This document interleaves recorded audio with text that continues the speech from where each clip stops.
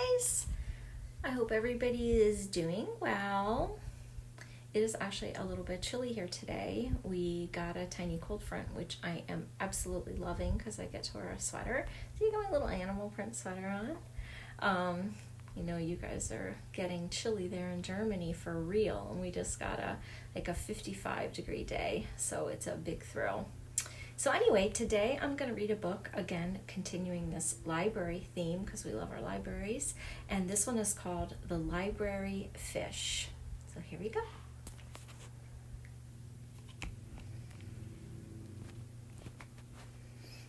The Library Fish, written by Alyssa, Satin, Capucilli?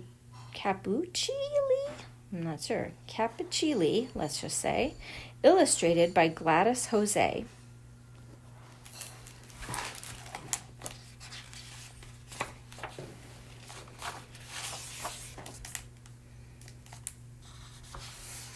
Let's see if I can get this up a little higher so we get more of the pages.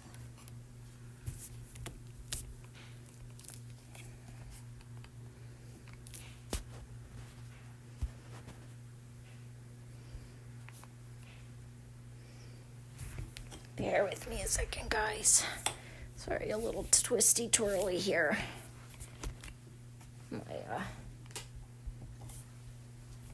Whoa. Feel like you're on a roller coaster? I guess that's as good as we're going to do for now. All right, here goes. Once there was a fish. She was not an ordinary fish. She didn't live in the sea or the ocean. She didn't live in a river or lake. In fact, when Mr. Hughes, the librarian, found her, he said, "I'm not quite sure where you came from, but if you love stories, you've come to the right place. Some libraries have their lions, but this library will have you, fish." He's talking about in New York City, there are 2 lions outside of the front entrance. I'll try to find a picture for you guys. We can look at that, and I'll show you what that looks like. The lions in the New York Library, they're really beautiful. Kristen and I went to see them years ago. We went to the New York Library. Hard as it might be to believe, Mr. Hughes was sure the fish wiggled her tail. She may have even smiled. From that day on, she was known as Library Fish. She made her home on the desk of Mr. Hughes. It was the perfect place to welcome all the visitors to the library. From where she sat, Library Fish could check each book that was borrowed and returned. Library Fish quickly grew to love story time. Mr. Hughes read stories that made her laugh out loud. He read poems that filled her with wonder. Mr. Hughes read in a bold voice. He read in a whisper. Library Fish met characters who were brave and kind, while others were daring, shy, or inventive. Library Fish learned about distant planets she might visit one day. Of course, Library Fish enjoyed an outing, too. She loved days spent on the bookmobile. Winding through busy streets, Library Fish could feel the excitement of the crowd awaiting their arrival. Mr. Hughes made sure everyone found just the right book. He always chose something wonderful to read aloud, too. Hard as it might be to believe, Library Fish was certain the bookmobile enjoyed a good story as much as she did. She could feel his engine rumble with joy. So this person says, "I need a long book for the road. Poetry, please? I want an adventure. Any book about puppies? What's the latest in the Wizzy Wizard series? I think meerkats are cool. I'm just learning to read. Are there any new graphic novels? Libros en español, por favor." One morning, Library Fish awoke bright and early. She waited for Mr. Hughes to arrive with his usual "Good morning, Library Fish."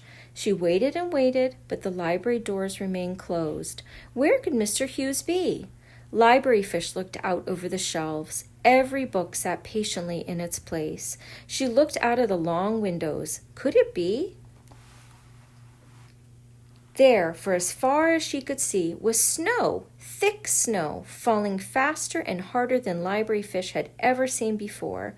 It reminded her of a story Mr. Hughes read, where snow fell so high and wide it made busy city streets come to a stop. Could snow make the library come to a stop too? Library Fish swam around her bowl. She hummed a tune. She did some fancy spins. The snow kept falling. The library grew quieter and quieter. There was only one thing to do. The library may be closed on the outside, said Library Fish, but it's always open on the inside. There's a story waiting for me. I just have to find it. Library Fish jumped. She leaped. She wiggled. She didn't get far at all. Humph, she said. Library Fish remembered the story of a magic beanstalk. She reached and stretched. She climbed to the tip-top of her bowl until she slid down with a plop. "Arr!" she said. "Maybe I can fly up, up, and away like a superhero," said Library Fish. The thing was, she didn't have a cape. Library Fish looked out of her bowl. The moon peeked through the snowfall. "That's it," said Library Fish. "If a rocket ship can soar to the moon, maybe I can." 5, 4, 3, 2, 1, blast off! She shouted. And with one big splash, Library Fish landed safely at the foot of a towering stack of books. Filled with all the possibility of a great story, she set off at once. Library Fish looked over at the book cart. Some of the books were too high to reach. Some were too heavy. Library Fish went up and down the aisles. She passed shelf after shelf until she found just what she was looking for. There, in the storytime corner, were plenty of books, ready for reading. Library Fish settled into a comfortable, cozy spot. She opened cover after cover. She turned page after page. She pored over wonderful illustrations. And before long, something extraordinary happened. Library Fish was just about to reach for one more story when she heard it. First a beep, then a honk, and then vroom vroom. "Why didn't I think of this sooner?" Library Fish said with a giggle. "I'm not the only one around here who loves a good story." Library Fish chose some of her very favorite books, and although it had already been a night filled with adventures, she was sure there was time for just a few more. Library Fish read in a bold voice. She read in a whisper. She read until she laughed out loud. She read until she felt the bookmobile's engine rumble with joy. And before long, something extraordinary happened again.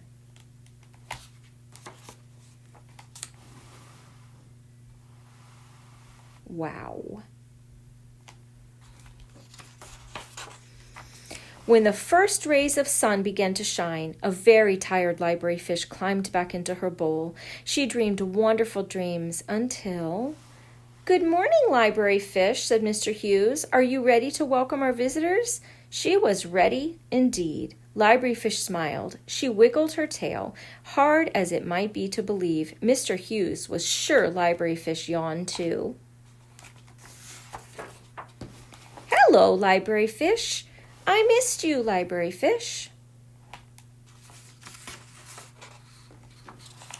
Mr. Hughes is very confused about how all those books got left out, huh? And the bookmobile, see back there, is winking because he knows what happened in the night. That is very cute. The end.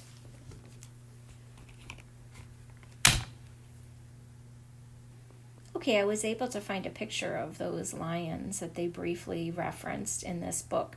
So there are 2 lions that sit out in front of the New York Public Library. Obviously, they're statues of lions, not real lions, but this is one of them. And pardon the wiggles, I'm going to show you also, when Kristen and I went to the New York Public Library, I don't know if I got a picture of the lions. I might have one and I just haven't scanned it yet. But here is a picture of us inside the New York Public Library in front of some beautiful artwork. Sorry, that's not a very good picture, but it's kind of hard to see what it looks like. But anyway, we're in front of this beautiful artwork, and that is called The Medieval Scribe. That's the name of that artwork that we are in front of. There's some other beautiful artwork in the library, but that's the one we saw. And there we are again in front of that beautiful artwork. And this is a story that tells all about the library lions. If your moms wanted to read this to you, I thought it was really interesting. The lions have been there since 1911. It was an awfully long time ago. And it tells all about them. I think their names are Patience and Fortitude, I think is what they name those lions. Here's a picture of the library back in the day. Such a beautiful place. Anyway, so in the book, The Library Fish, when he was talking about some libraries have their lions, this is what they mean, because those are the lions in front of the New York City Public Library. One day we'll go see those in person. I would love to go there again. So that's what we got. I bet your library in Germany is really beautiful. I know we've seen some pictures of it, and the library in Gainesville, I know we've all been to so many times. It's also beautiful, but it doesn't have any lions, and it doesn't have a fish that we know of.